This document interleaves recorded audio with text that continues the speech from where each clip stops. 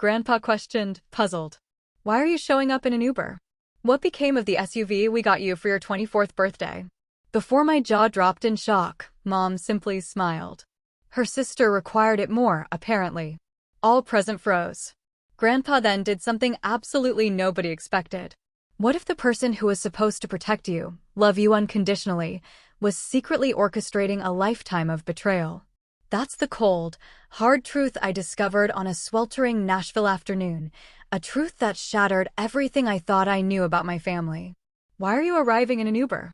What happened to the SUV we bought you for your 24th birthday? My grandfather's voice wasn't just a question, it was a physical blow, cutting through the crisp Nashville air like a knife. He stood on the porch of his beautiful Victorian home, his weathered hands gripping the railing, his silver eyebrows knitted together in genuine confusion. My stomach dropped. I couldn't even process the question, a question that made absolutely no sense to me, when my mother appeared behind him. And there it was. That smile. The one I'd learned to recognize over 24 years, the one that screamed, I've done something wrong, but I've already convinced myself it's totally justified. Her sister needed it more, my mom said, her voice light, casual, like she was talking about the weather. Brooke just got that new job across town, and with the baby coming, she really needed reliable transportation. Everyone froze. My name is Hannah, and I'm 24. I'm an assistant manager at a boutique hotel in downtown Nashville, a job I fought tooth and nail to get after community college. I pay my own rent, my own bills.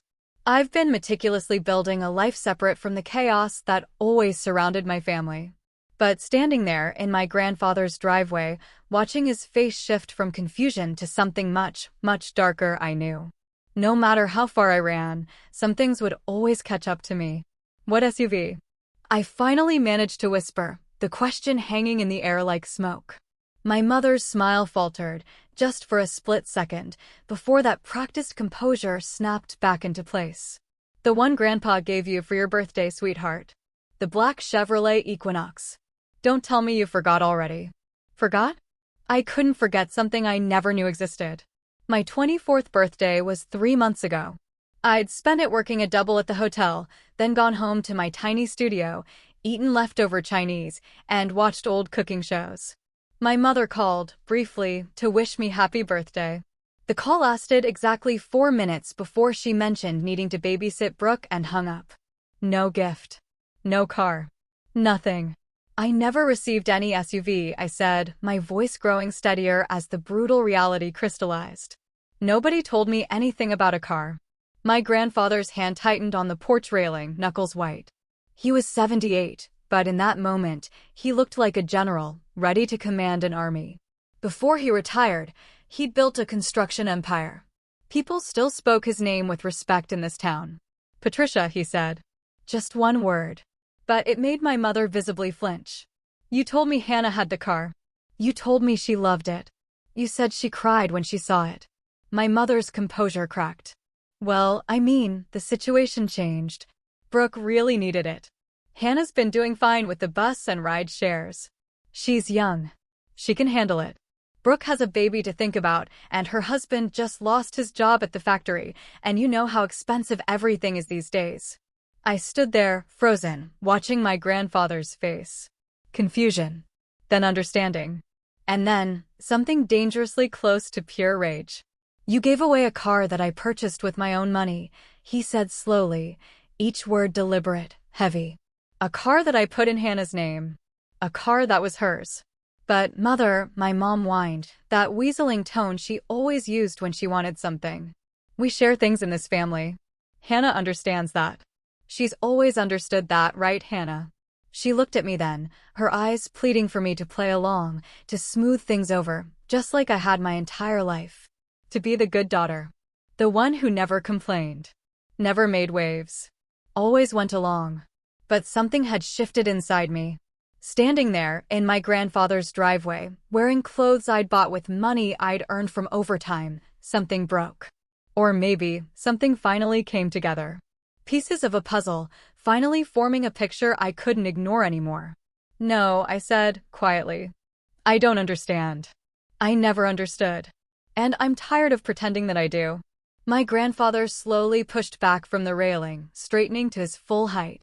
The look he gave my mother made her take an involuntary step backward. "Everyone inside," he commanded, his voice carrying decades of authority.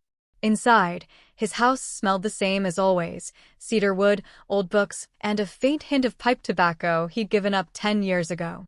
I'd spent countless weekends here as a child, before everything became complicated. Before I stopped believing families were supposed to love each other equally. We gathered in the living room, an awkward assembly of tension and unspoken accusations. My mother perched on the edge of the antique sofa, hands clasped tightly. My grandmother, Margaret, emerged from the kitchen, wiping her hands on a dish towel, a confused expression on her face. "What's all this commotion about?" she asked. "Sit down, Margaret," my grandfather said, his tone gentler with her, but still sharp. "We need to have a family discussion." I remained standing near the fireplace. My legs felt unsteady. I worried that if I sat down, I might not be able to get back up. The SUV revelation was still sinking in, but it was also unlocking doors in my memory that I'd kept firmly shut for years. "I want to understand something," my grandfather said, settling into his leather armchair, fixing my mother with a hard stare. "When I bought that car 3 months ago, I specifically asked you to arrange for Hannah to come pick it up. You told me she did. You told me she was overwhelmed with gratitude. You even sent me a picture of her standing next to it." My heart clenched. "A picture." There was a picture. "That picture," I said slowly, the pieces clicking into place. "Was that taken in front of Brooke's house?" My mother's face went pale. "Because Brooke posted a picture of herself with a new black SUV 3 months ago," I continued, my voice gaining strength. "She said her husband bought it for her. Everyone congratulated her." I liked the post. The silence that followed was deafening. Let me explain something about my family, because without context, none of this will make sense. My mother, Patricia, has always favored Brooke. From the moment my sister was born when I was 4, I became invisible. Brooke was the pretty one, the charming one, the one who could do no wrong. When she struggled in school, tutors were hired. When I struggled, I was told to try harder. When she wanted dance, piano, art lessons, the money appeared from nowhere. When I wanted to join the school band, I was told we couldn't afford the instrument rental. I learned early to stop asking. I learned to work for everything I wanted. At 16, I got my first job bagging groceries until my arms ached. I saved every penny, bought my own books. When Brooke wrecked her first car at 17, my parents bought her another one. When I saved enough for a used Honda at 18, my mother borrowed it for Brooke and returned it with a dented fender and no apology. This pattern continued into adulthood. Brooke got married at 22 in a lavish ceremony my parents funded entirely. I wasn't even asked to be a bridesmaid. Brooke announced her pregnancy 6 months ago, and suddenly, every family conversation revolved around the baby, the nursery, what Brooke needed, what Brooke wanted. Meanwhile, I worked 50-hour weeks at the hotel, climbed from front desk clerk to assistant manager through sheer determination, building a life that asked nothing from anyone. I thought I had finally escaped. I thought the distance I'd created would protect me. I was wrong. "So, let me make sure I understand this correctly," my grandmother said, her voice sharp in a way I rarely heard. "You took a gift intended for Hannah and gave it to Brooke, and then lied about it?" "It's not that simple," my mother cried, her voice rising with desperation. "Brooke needed it. Her husband lost his job, and they have a baby on the way. And Hannah has always been so independent. She manages fine on her own. She always has. Brooke needs help. Hannah doesn't." "That's not the point," my grandfather said, his voice dangerously quiet. "The point is that I purchased that vehicle for Hannah. It was registered in her name. I have the paperwork. How exactly did you manage to give it to Brooke when you have no legal authority over it?" My mother's face cycled through several shades of red before settling on a guilty pink. "I told the dealership there was a mistake with the registration. That it should have been in Brooke's name from the beginning. I had Hannah's information from when she was younger, so I just—" "You committed fraud," my grandfather said flatly. "You forged documents to transfer ownership of property that did not belong to you. It's family, My mother repeated, but the words sounded hollow now, even to her. We take care of each other. Hannah wouldn't have minded if she'd known. She's always been the responsible one. Brooke is the one who needs support. I laughed then, a bitter sound that surprised even me. You didn't even tell me the car existed. How could you know whether I would have minded? You didn't give me the chance to be generous. You just took what wasn't yours to take and gave it to someone else. My grandfather rose from his chair, and for a moment, I saw the man he must have been in his prime. The one who built an empire through hard work and harder decisions. Where's the car now? He asked. At Brooke's house, my mother whispered. She's been driving it for 3 months. My grandfather nodded slowly, then pulled out his phone. Then I believe it's time to correct the situation. The next 30 minutes felt surreal, like watching a movie of my own life from somewhere outside my body. My grandfather made phone calls with a calm efficiency that spoke to decades of business experience. He spoke to lawyers, to the police department's non-emergency line, to someone at a towing company who apparently owed him a favor from years back. My mother tried to interrupt several times, but each attempt was met with a raised hand and a look that could have frozen water. My grandmother sat beside me on the sofa, her hand finding mine and squeezing gently. I always wondered, she said quietly, her voice low enough that only I could hear. There were so many times when things didn't add up. Birthday presents that were never mentioned. Christmas gifts that seemed to disappear. Your grandfather would ask about something he'd sent you, and Patricia would always have an explanation. Tears pricked at my eyes, but I refused to let them fall. How long? I asked. How long has this been happening? My grandmother's face crumpled with guilt. I don't know for certain. Years, probably. I should have asked more questions. I should have called you directly. But Patricia always had reasons. And I wanted to believe her. The admission hurt more than I expected. All those years of thinking I was forgotten. Thinking my grandparents didn't care as much about me as they did about Brooke. All those missed connections and perceived rejections. None of it had been real. It had all been carefully orchestrated by my mother to ensure Brooke remained the center of everyone's universe. The car will be here within the hour, my grandfather announced, ending his final call. I've also contacted the authorities about the fraudulent transfer, but they've advised me that since I'm willing to resolve this within the family and no financial harm was done to the dealership, we can handle it privately if we choose. Thank you, I said, the words feeling utterly inadequate for the magnitude of what he was doing. Thank you for believing me. My grandfather crossed the room and placed his hands on my shoulders, looking at me with an intensity that made me feel truly seen for the first time in years. I should have been paying closer attention. I should have verified things myself instead of trusting intermediaries. That's my failure, Hannah, and I'm sorry for it. It's not your fault, I said, glancing at my mother, who had shrunk into the corner of the sofa, trying to disappear. You trusted family. That's not supposed to be a mistake. No, he agreed. It's not. But apparently, in this family, trust has been badly misplaced. My mother finally found her voice. This is going to destroy everything. Brooke is pregnant. She's under stress. If you take that car back, it's going to devastate her. Think about the baby. Think about what this will do to the family. I watched my grandfather's face harden. The family, he repeated, his voice cold. You want to talk about family? Hannah is family. She has spent her entire life being treated like an afterthought while you've poured every resource into Brooke. I've seen the way things work. I've seen Hannah show up to holidays in clothes she's clearly worn multiple times while Brooke arrives in designer outfits. I've seen Hannah drive a 15-year-old car while Brooke gets handed new vehicles. I told myself it was because Hannah was more responsible, more frugal. Now I'm beginning to understand. It was because Hannah was given no choice. That's not fair, my mother protested. Brooke has had difficulties. She struggled with things. Hannah has always been capable of taking care of herself because you forced her to be, my grandmother said, and there was a sharpness in her voice I had never heard before. You gave her no other option. And now we find out that you've been stealing from her for years. Gifts we sent.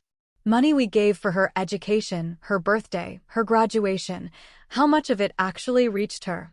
The question hung in the air like a bomb waiting to explode. I thought about all the times my mother had mentioned money from my grandparents that I had never received. College funds that mysteriously dried up. Birthday checks deposited into accounts I didn't control. The laptop that was supposed to be my graduation gift but somehow ended up in Brooke's possession because she needed it for her job search. How much? I asked, my voice steady despite the turmoil inside me. Over the years, how much has been redirected from me to her? My mother's face was a mask of guilt and defiance. I don't know exactly. It doesn't matter. What matters is that we're family, and family takes care of each other. No, my grandfather said firmly. What matters is that you've committed theft. You've stolen from your own daughter to fund your other daughter's lifestyle, and you've lied to us for years to cover it up. The sound of a truck pulling into the driveway cut through the tension. We all turned toward the window, where a flatbed tow truck was backing up, a familiar black SUV strapped to its bed. That's my car, I said, the words feeling strange in my mouth. That's actually my car. Yes, my grandfather said. It is. And it always was. The title is being corrected as we speak. Within the week, the paperwork will reflect what should have been true all along. My mother rose from the sofa, her face twisted with emotion. Brooke is going to be furious. She's going to think I betrayed her. She's going to blame me for this. You did betray her, my grandfather said calmly. You set her up to believe she was entitled to things that weren't hers. You enabled behavior that she now thinks is normal. If she's upset, that's a consequence of the situation you created, not of us correcting it. I walked to the window and watched as the tow truck driver began unloading my SUV onto my grandfather's driveway. It was beautiful. A gleaming black vehicle that represented not just transportation, but the truth finally coming to light. And somewhere across town, my sister was about to discover that the life she had built on stolen foundations was about to come crashing down. The SUV sat there, gleaming, a powerful symbol of everything that had been taken from me and was finally being returned. I stood at the window, trying to process the emotional whiplash of the past hour. Behind me, my mother had retreated to the kitchen with my grandmother, their voices a low murmur I couldn't quite make out. My grandfather joined me, his presence solid and reassuring. How are you holding up? I considered the question carefully. I'm not sure. Part of me wants to scream. Part of me feels strangely numb, like I've been carrying this weight for so long that I forgot it was there, and now that it's been lifted, I don't know how to stand without it. He nodded slowly, his eyes still fixed on the vehicle outside. I want to ask you something, and I need you to be completely honest with me. This business with the car, is this the first time something like this has happened? Or is there more? The question cracked something open inside me. For years, I had minimized the constant small thefts, the redirected gifts, the promises that never materialized. I told myself it was normal sibling rivalry, that I was being oversensitive, that my mother meant well even when her actions suggested otherwise. But standing there with my grandfather, finally having an ally in my corner, I found I couldn't keep lying to myself anymore. It's not the first time, I admitted, my voice barely above a whisper. It's been happening for as long as I can remember. My grandfather turned to face me fully, his expression grave. Tell me. So I did. I told him about the laptop that was supposed to be my high school graduation gift, the one that ended up in Brooke's room within a month because she needed it more. I told him about the college fund my grandmother had mentioned contributing to, money I had never seen because my mother claimed it went towards shared family expenses. I told him about the jewelry that had belonged to my great-grandmother, pieces that were supposed to be divided equally, but somehow all ended up in Brooke's jewelry box. I told him about the smaller things, too, birthday checks that were cashed but never given to me, Christmas presents that disappeared before I could open them. The savings bond from my christening that my mother cashed when I was 16, telling me the money had been used for emergency car repairs on a vehicle I was never allowed to drive. The more I talked, the more I remembered. It was like pulling a thread on a sweater and watching the entire thing unravel. Years of dismissals and explanations that had never quite made sense. All of them pointing to the same conclusion. I had been systematically robbed by my own mother to fund my sister's lifestyle. The worst part, I said, my voice cracking slightly, is that I actually believed I was the problem. I thought there was something wrong with me, that I wasn't worthy of the same love and attention Brooke got. I worked so hard to be independent because I genuinely thought I was a burden, that asking for anything was selfish. My grandfather's jaw tightened. I saw his hands clench into fists at his sides. How much money are we talking about? Over the years, I had never tried to calculate it before. But now, I did the math in my head, the college fund contributions I knew about, the birthday and holiday gifts, the graduation money, the car that was now sitting in the driveway. Probably somewhere between $40,000 and $50,000, maybe more. I don't have records of everything because I never knew most of it existed. He was quiet for a long moment. When he spoke again, his voice was carefully controlled, a telltale sign he was suppressing significant anger. I want you to know that this ends today. Whatever has happened in the past cannot be undone. But I can promise you that going forward, anything I give you will go directly to you.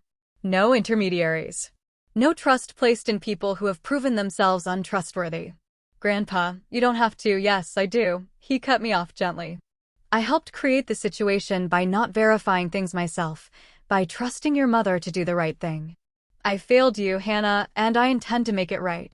Before I could respond, the screech of a car pulling into the driveway made us both turn. A silver sedan pulled up behind the tow truck, brakes squealing to an abrupt stop. The driver's door flew open, and Brooke emerged like a force of nature. Her pregnant belly was visible even beneath her designer maternity dress. "What the hell is going on?" she screamed, storming toward the SUV. "Why is my car at your house?" The tow truck driver, who had been finishing up paperwork, took one look at the approaching storm and wisely retreated to his cab. My grandfather opened the front door and stepped onto the porch, his posture commanding despite his age. "This car," he said calmly, "has never been yours. It was purchased for Hannah. Your mother gave it to you without authorization, and now it's being returned to its rightful owner." Brooke's face contorted with rage. "That's insane. Mom told me Grandma and Grandpa wanted me to have it. She said Hannah didn't need a car because she lives near her work and takes the bus. She said it made more sense for me to have it because I have a baby coming." "Your mother lied," my grandfather said simply, "as she has apparently been lying for years." My mother appeared in the doorway behind him, her face pale and panicked. "Brooke, honey, let me explain." "Explain what?" Brooke shrieked. "That you're letting them take my car after everything you promised? You said this was mine. You said it was a gift." "It was a gift," my mother said desperately. "Just not originally meant for you. But you needed it, sweetie. You needed it so much more than Hannah did. I was trying to help you." I stepped out onto the porch, placing myself where my sister could see me. "Did it ever occur to you to ask me? To tell me about the car and see if I would be willing to share it, or let you use it? Did it ever occur to anyone in this family that I might have my own needs, my own struggles, my own life that matters?" Brooke's eyes fixed on me with pure venom. "Oh, please, Hannah. You've always been so self-righteous. Little Miss Perfect who never needs anything from anyone. You think you're better than us because you work your fancy hotel job and live alone in your sad little apartment." "I live that way because I was given no other choice," I said, my voice steady despite the hurt her words caused. "I was never given the support you were given." The confrontation on the porch drew the attention of neighbors, who peered through windows and over fences with undisguised curiosity. My grandfather noticed and made a decision, gesturing sharply toward the house. "Inside, all of you. This is a family matter, and we will discuss it as a family." Brooke looked ready to argue, but something in his tone made her think better of it. She waddled up the porch steps with exaggerated difficulty, one hand pressed to her lower back in a display of discomfort I suspected was at least partially theatrical. We reconvened in the living room, the tension thick enough to cut with a knife. My grandmother had emerged from the kitchen and now sat in her usual chair, her face a mask of disappointment I had never seen before. It was directed not at me, I realized with a start, but at my mother and sister. "Before we continue," my grandfather said, settling into his chair, "I want to establish some facts. Patricia, how long have you been redirecting gifts and money intended for Hannah to Brooke instead?" My mother's mouth opened and closed several times before she found words. "It's not as simple as that. I was managing resources for the whole family. Sometimes things got shifted around based on who needed what. That's not an answer, my grandmother said sharply. How long? The silence stretched painfully. Finally, my mother dropped her gaze to her lap. Since the girls were teenagers. Maybe earlier. I don't remember exactly. And approximately how much money and property are we talking about? I don't know. I didn't keep track. Hannah estimates somewhere between $40,000 and $50,000, my grandfather said coldly.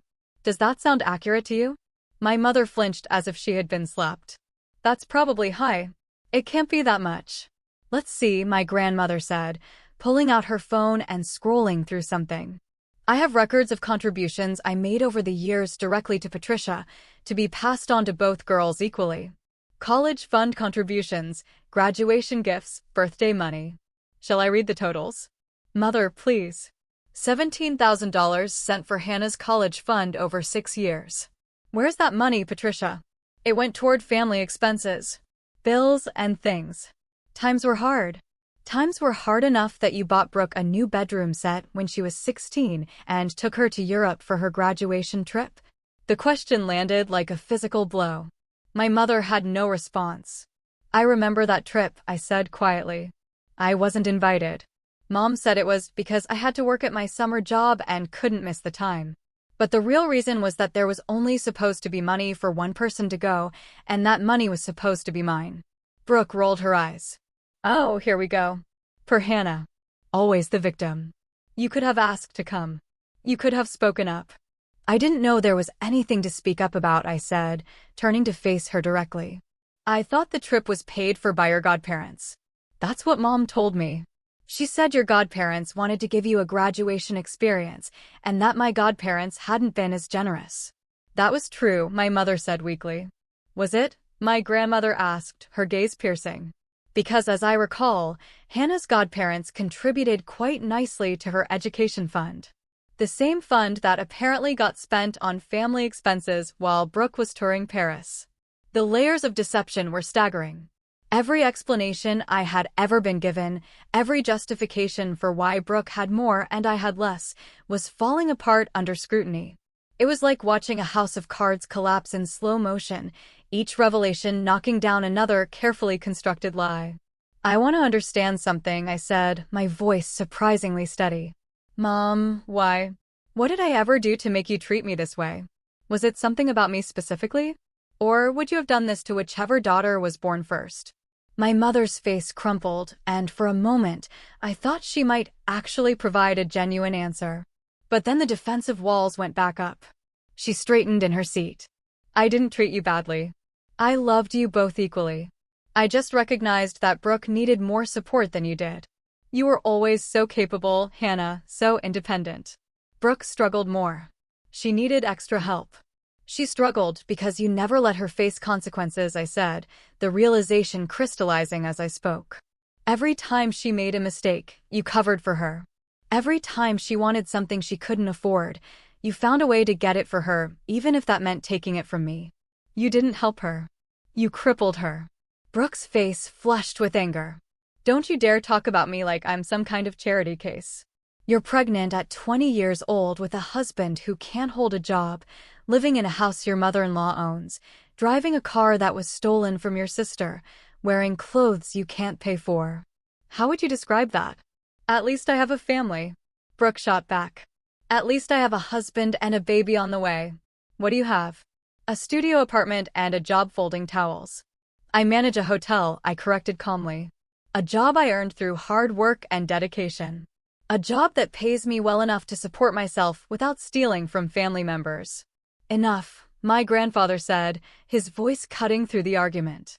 I want to hear from you. Did you know that the car your mother gave you was intended for Hannah? Brooke hesitated, and in that hesitation, I saw the truth. I suspected, she admitted finally. Mom said there was some confusion about who the car was supposed to be for, but that she'd worked it out. She said you and Grandma wanted me to have it because of the baby. And did you question that story? Given that Hannah had never mentioned receiving a car, did it not occur to you that something was wrong? I didn't think about Hannah. I was excited. It was a nice car and I needed it. My grandfather shook his head slowly. The entitlement in this room is astounding. Patricia, you have raised one daughter to believe she deserves nothing and another to believe she deserves everything. And in doing so, you've damaged them both. My mother began to cry, but I felt nothing. No sympathy, no urge to comfort her as I had so many times before. She was crying for herself, for being caught, not for what she had done to me. What happens now? I asked. The car situation is resolved, but there's still everything else. My grandfather exchanged a look with my grandmother, some silent communication passing between them. When he spoke again, his voice carried the weight of decision. Now, he said, we start making things right. The next hour was one of the most surreal of my life. My grandfather, methodical and thorough in a way that betrayed his decades of business experience, began cataloging the wrongs that needed to be addressed. He pulled out a notepad and started writing, asking questions and recording answers with the precision of an accountant. The college fund. Contributions, he said. We'll start there. Margaret and I contributed $17,000 specifically for Hannah's education. Where's that money now?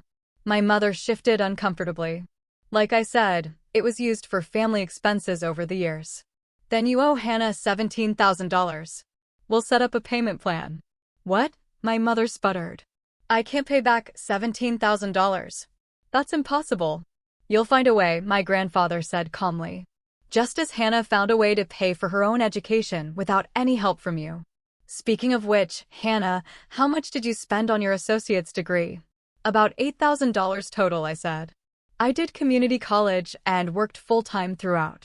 $8,000 that should have been covered by the fund we established. He wrote another note. That brings the total to $25,000. Now, let's discuss the other gifts. For the next 30 minutes, we went through every birthday, every holiday, every milestone that my grandparents could remember contributing to. The graduation presents, the birthday checks, the Christmas gifts. Each one had a paper trail on my grandparents' end, but no corresponding receipt on mine. By the time we were finished, the unofficial tally was staggering. Over the course of my lifetime, approximately $53,000 in gifts and contributions intended for me had been redirected elsewhere.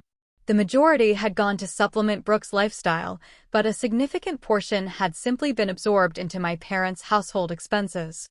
I had no idea, my grandmother said, her voice trembling. All these years, we thought we were helping both of you equally. We trusted your mother to distribute things fairly. The trust was misplaced, my grandfather said grimly. But that ends now. He turned to face my mother and sister, his expression hard. Here is what's going to happen. The car has been returned to its rightful owner. That situation is resolved. The money that was stolen from Hannah over the years cannot all be repaid immediately, but it will be acknowledged and addressed. Stolen is a strong word, my mother protested weakly. It's the accurate word, my grandmother snapped. You took money that was given to one person and gave it to another without permission. That's theft, Patricia. No matter how you try to dress it up. My grandfather continued as if he hadn't been interrupted. I will be restructuring my estate plans this week. The changes I make will reflect the reality of the situation, not the fiction that has been presented to me for years. Brooke's head snapped up. What does that mean? It means that the anticipated inheritance you've been counting on may look very different than you expected. It means that Hannah will receive appropriate consideration for what has been taken from her. And it means that anyone who has a problem with that arrangement is welcome to contest it, at which point all of this information will become a matter of public record. The threat hung in the air. My mother's face went pale as she processed the implications. You can't do that, she said. You can't punish Brooke for things I did. I'm not punishing anyone. I'm correcting an imbalance that has existed for far too long. My grandfather looked at Brooke with something like pity. You've been set up to fail, young lady. Your mother gave you everything you wanted without teaching you how to work for any of it.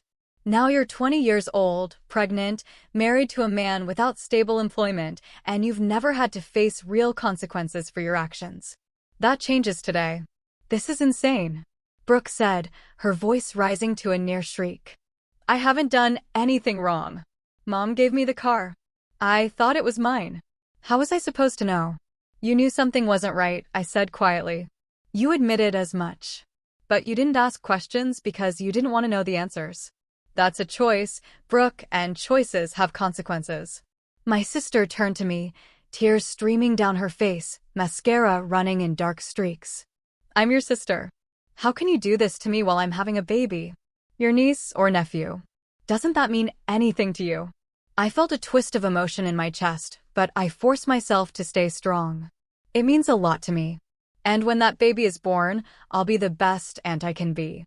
But that doesn't mean I'll let you continue to take from me. It doesn't mean I'll keep being the one who sacrifices while you benefit. I never asked you to sacrifice anything. You never had to ask. Mom made sure of that. But even when you knew something was wrong, when you suspected that the car wasn't really meant for you, you said nothing. You took what was offered and didn't question it. That's not innocent, Brooke. That's complicit. The word hung in the air, heavy with implication. Brooke looked like she wanted to argue further, but her mother placed a hand on her arm, silencing her. What do you want, Hannah? My mother asked, her voice defeated. What will make this right? I considered the question carefully. What did I want? Not the money, not really. I had built a life without it, and I could continue to do so. Not revenge, despite how satisfying it would be to watch them suffer the way I had suffered. I want acknowledgement, I said finally. I want you to admit what you did, not just to me, but to everyone who's been told stories about how equal and fair you've been. I want you to stop lying about our family dynamic to make yourself look good. My mother's face crumpled. And I want boundaries, I continued. Real boundaries. No more expecting me to give up things for Brooke. No more guilt trips about not being close enough to the family while you systematically exclude me from it. If I choose to help Brooke in the future, it will be my choice, not something taken from me. That's fair, my grandfather said approvingly. More than fair, actually. I looked at my grandmother, who had tears in her eyes. And I want a relationship with you both. A real one, not one filtered through Mom's interpretation of events. My grandmother rose from her chair and crossed to me, pulling me into a tight embrace. You've always had that, sweetheart. We just didn't realize it was being kept from you. I held on to her, feeling the first stirrings of healing begin to take root. Outside the window, my SUV sat in the driveway, gleaming in the afternoon sun. It was just a car, really, just metal and rubber and glass. But it represented so much more than that. It represented the truth finally being told, and that was worth more than any amount of money. The week that followed the confrontation at my grandfather's house was one of the strangest of my life. For the first time, I had possession of something I had been given, rather than something I had earned through grueling effort. The SUV sat in the parking lot of my apartment complex, a constant reminder that things had finally shifted. But with the shift came turbulence. My phone became a battleground.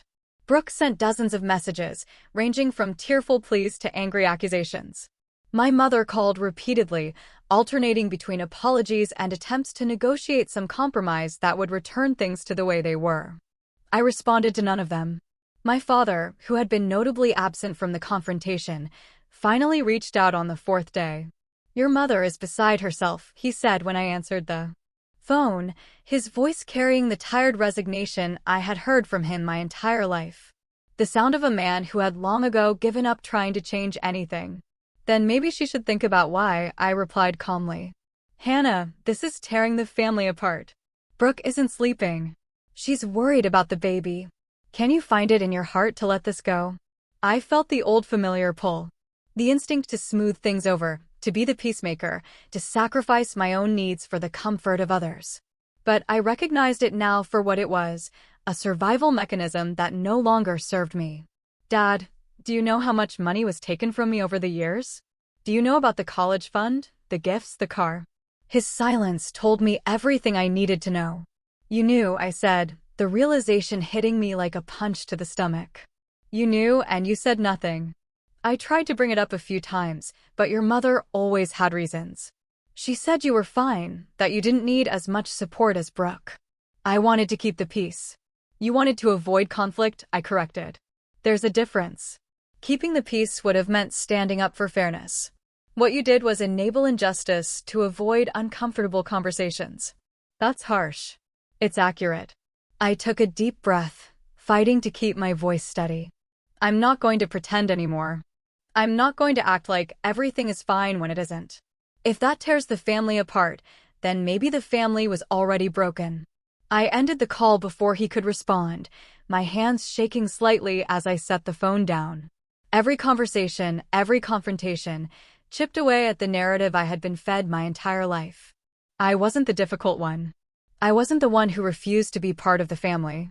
I was the one who had been systematically excluded while being blamed for the distance. That afternoon, I drove my SUV to my grandfather's house. He had asked me to come by to discuss something important, and I found myself nervous in a way I hadn't expected. The last time I had been this nervous around family, I had been waiting to find out if I would be punished for something Brooke had done and blamed on me. But this was different. My grandfather met me at the door with a warm smile and ushered me into his study, a room filled with leather-bound books and the smell of wood polish. "Thank you for coming," he said, settling into the chair behind his desk. "I wanted to discuss some changes I'm making, and I wanted you to hear about them directly from me." "Changes to your will?" I guessed. He nodded. "Among other things. I've spoken with my attorney and we've restructured my estate plan to reflect reality rather than the fiction your mother created. But more importantly, I wanted to talk to you about the future." "My future?" "Your potential, Hannah." He pulled out a folder and slid it across the desk. "I've been doing some research. Your performance reviews at the hotel have been exceptional. Your manager speaks highly of you.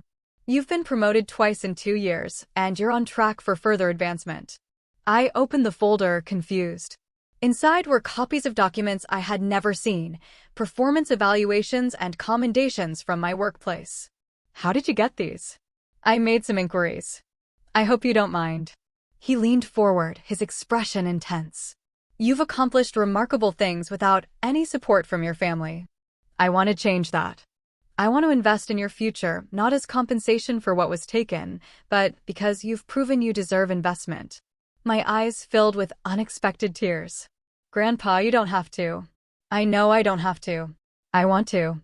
Your grandmother and I have discussed it, and we want to set up an educational fund for you.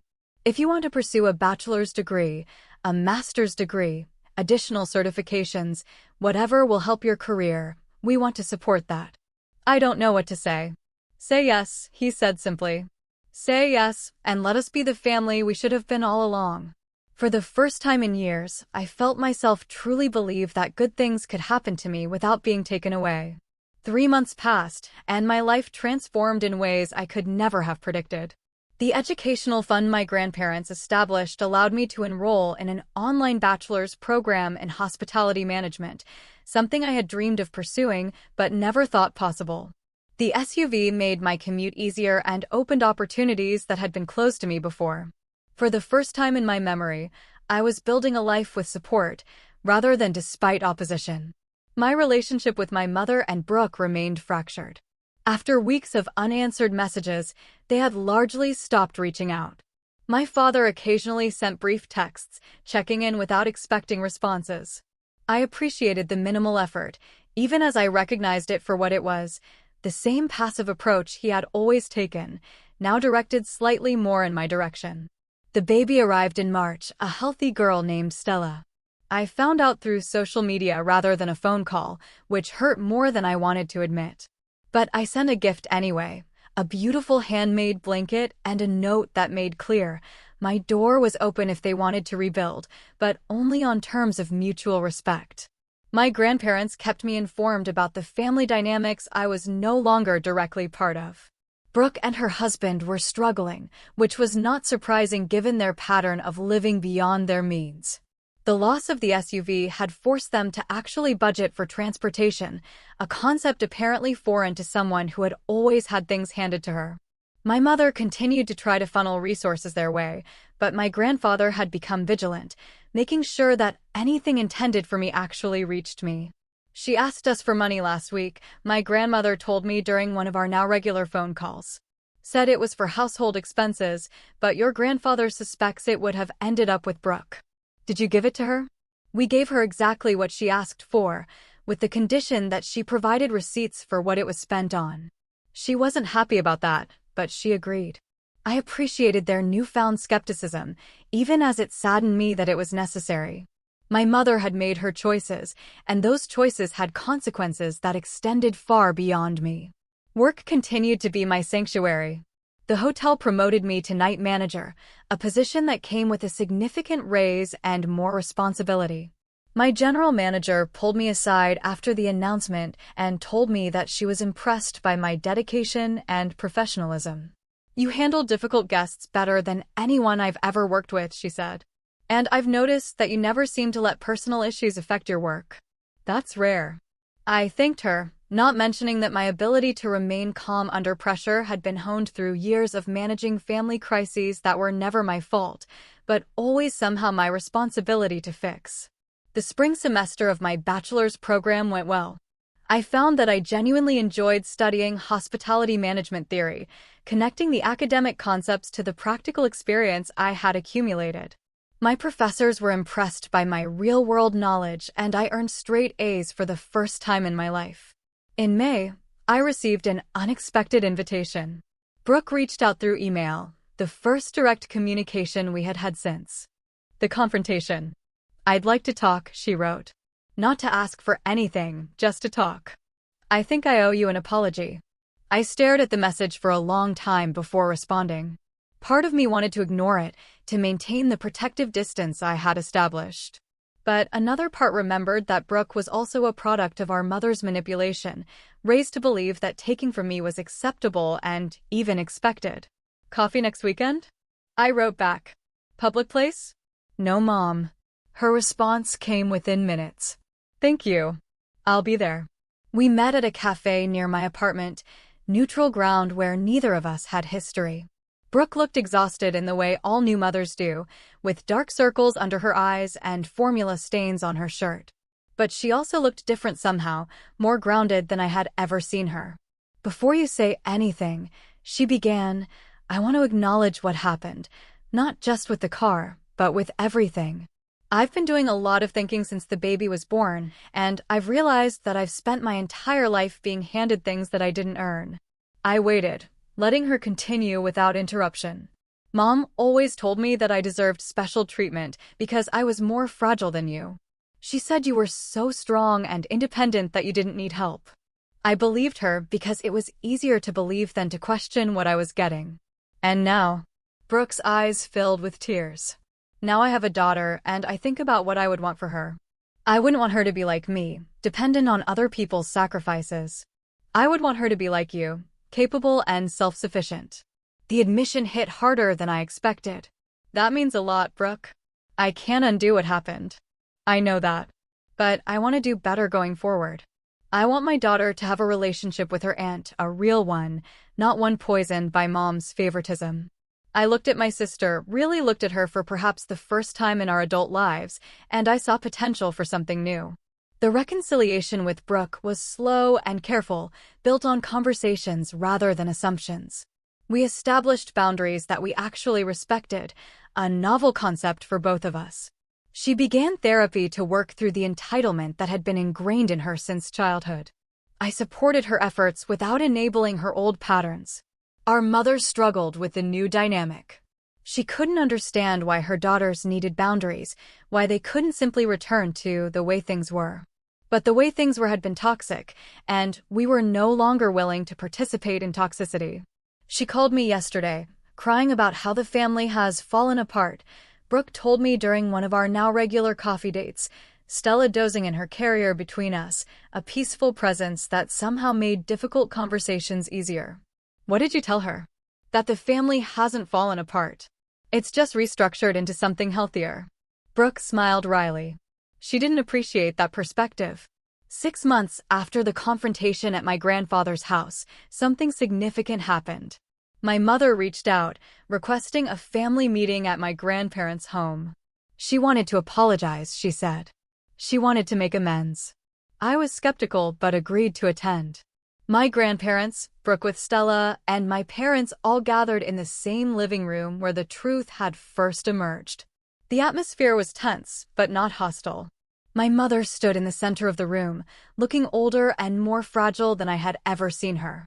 "I've done a lot of thinking," she began, her voice wavering. "And I've come to realize that I hurt you, Hannah. Not just once, but repeatedly over many years. I remained silent, waiting for the other shoe to drop. I told myself I was helping Brooke, but really I was projecting my own insecurities onto both of you.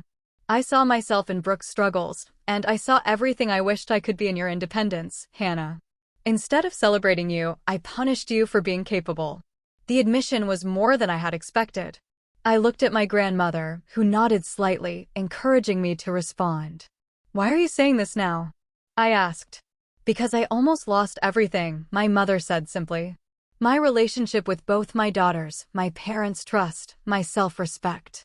And I realized that if I kept making excuses, I would lose it all permanently." She approached me slowly, hesitantly. "I'm not asking for forgiveness.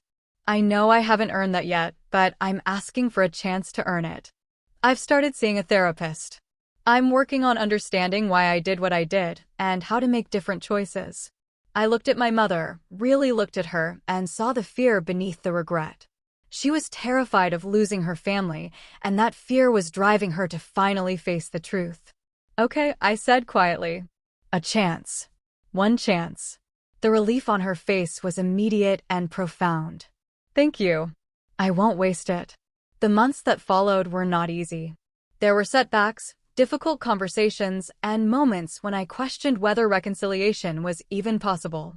But slowly, painfully, something new began to grow from the ashes of what had been burned away. My mother actually followed through on her promises. She attended therapy regularly, made amends where she could, and most importantly, stopped making excuses. When Brooke needed help, my mother now offered support that came from her own resources, rather than redirecting from me. My father remained largely the same, passive and conflict-averse, but he too made small efforts. He started calling me directly rather than waiting for my mother to relay information. He asked about my classes, my work, my life in ways he never had before. A year after the SUV confrontation, I graduated from my online bachelor's program with honors. My grandparents, my parents, and Brooke with Stella all attended the small celebration at my grandfather's house. The years of theft and deception had taken their toll on my family. My mother's reputation among extended relatives was permanently damaged when the truth came out, and she lost several close friendships with people who couldn't overlook what she had done. Brooke's husband eventually found stable work, but their marriage struggled under the weight of financial stress and the need to actually budget, rather than rely on my mother's redirected resources. The inheritance they had counted on was restructured to reflect fairness rather than favoritism. And they were forced to build their own lives rather than coasting on stolen gifts. My mother's relationship with her parents never fully recovered to what it had been, and she carried the weight of their disappointed awareness for the rest of her life. As I stood in my grandfather's living room, diploma in hand, looking at the family that had finally learned to treat me with respect, I allowed myself to feel proud. Not just of the degree, but of the journey that had led me here. Driving home that evening in my SUV, the one my grandfather had given me and my mother had tried to steal, I thought about everything that had changed. I had gone from being invisible to being seen, from being robbed to being supported, from being alone to being part of something real. The revenge I had gotten was not the dramatic, satisfying kind from movies. It was quieter, more profound. It was the revenge of living well, of building a life that proved I had always been worthy of love and support and respect. And as I pulled into my parking space and looked up at the apartment I had earned through my own hard work, I knew that this was just the beginning. I had spent my whole life being the one who lost everything to her sister. Now, finally, I was the one who had won. What would you have done in my place when all of this came crashing down? Have you ever had to draw a line with family members like this? Let me know in the comments below. I really want to hear your thoughts.